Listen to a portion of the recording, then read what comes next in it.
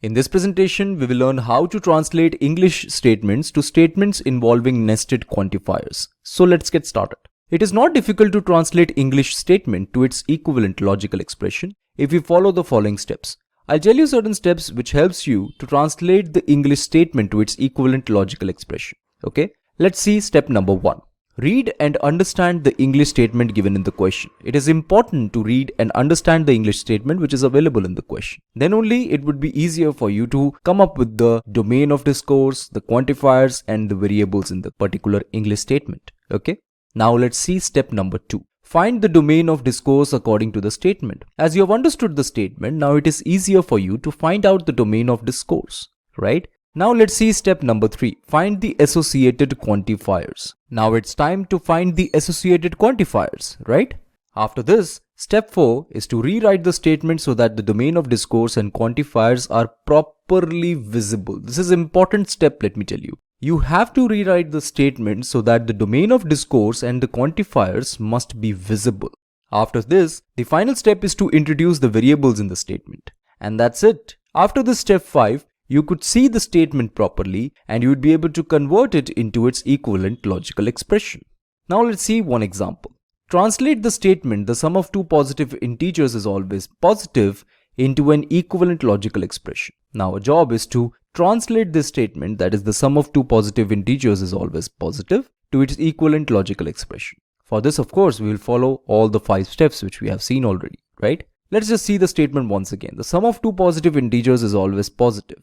Step 1 is to read and understand the statement, right? We first read the statement and understand the statement. Let's read the statement once again. The sum of two positive integers is always positive. Now let's just try to understand it.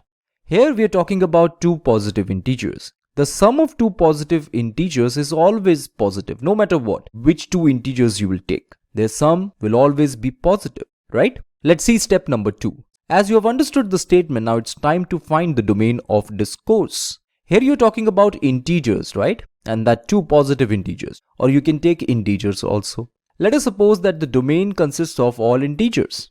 Now step 3 is to find the associated quantifiers. You can see that in this statement, the sum of two positive integers is always positive. We are actually talking about any two positive integers, no matter what, right? So actually we are talking about for all quantifier.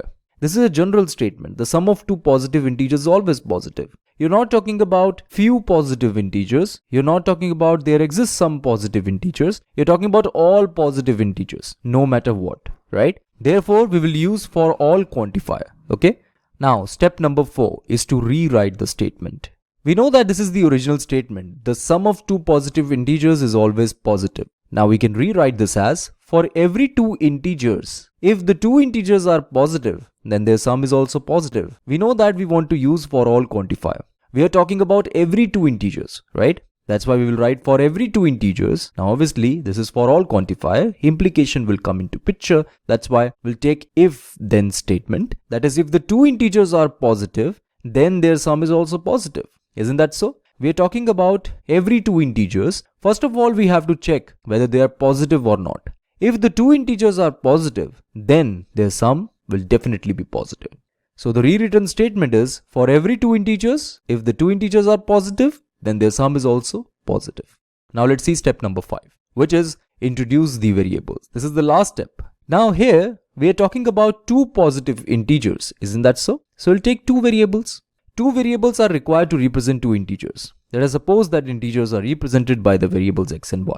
Then we can rewrite the statement as, for every two integers x and y, if x and y are positive, then x plus y is also positive, right? Now it is easy. Now you can easily write an equivalent logical expression. For all x, for all y. That means for every two integers x and y, that means for all x, for all y. If x and y are positive, that means if x is greater than 0 and y is greater than 0, then x plus y is also positive. This means x plus y must be greater than 0. For all x, for all y, x is greater than 0 and y greater than 0 means x plus y is greater than 0.